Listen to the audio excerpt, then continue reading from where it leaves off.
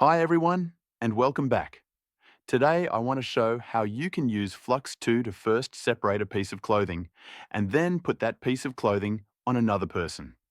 As most of you probably already heard, the UK wants to ban Grok and/or X because you can put a bikini on someone without their consent.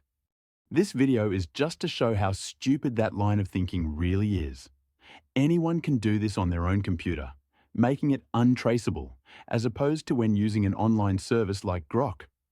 You probably can use two images of different people, and just transfer the clothing from one to the other. I'm doing this in two stages though, because I also plan on creating a sort of clothing library that can be used over and over again. We will be starting by getting this bikini by removing everything in the image except for the bikini. And then, for style, just show it against a light background. We will achieve this by using this very simple prompt. Isolate the clothing from the image and show them against a simple light background. I'm using Flux 2, which is quite a large model, so I've chosen to use the Quantized model. Still, generating the bikini image will take around 7 minutes on my system. I'm using an RTX 5060 Ti card with 16GB VRAM and 64GB system RAM.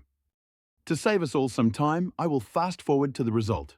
In a little bit, we are going to see the result show up here, and hopefully it'll be the bikini against a light background and nothing more. Here we have it.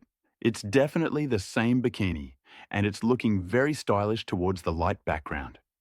Since Keir Starmer seems to be a little bit sensitive about his body, we're going to use a completely AI-generated man instead.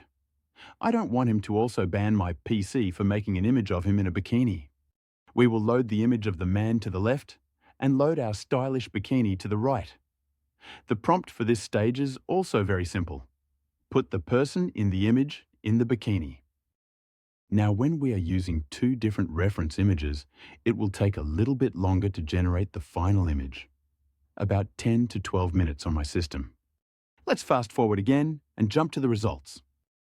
Again, the reason I'm doing this is to show how utterly ridiculous it is to ban or try to regulate online platforms when the technology is readily available to anyone through open source. I have also written a longer text where I elaborate why it's not only pointless to argue for a ban of Grok, but might even have the opposite effect of what they want to achieve. I will link to the text in the description. In short, if someone generates something illegal on Grok, there's a credit card attached to that account, as well as a name and other personal information. This makes it easy for the law enforcement to track down the person and charge them with the crime. Tracking down someone who created illegal images and videos on their own computer using open source is a nightmare. When politicians and lawmakers want to regulate things they don't fully understand, this will be the result. And here's the final result. Our AI-generated politician, dressed in a bikini of our choice. Let me know in the comments how effective you think a ban of Grok will be. If you enjoyed this video, give it a thumbs up. If you want more videos like this, or have any suggestions of other videos I should make, follow the channel and like the video.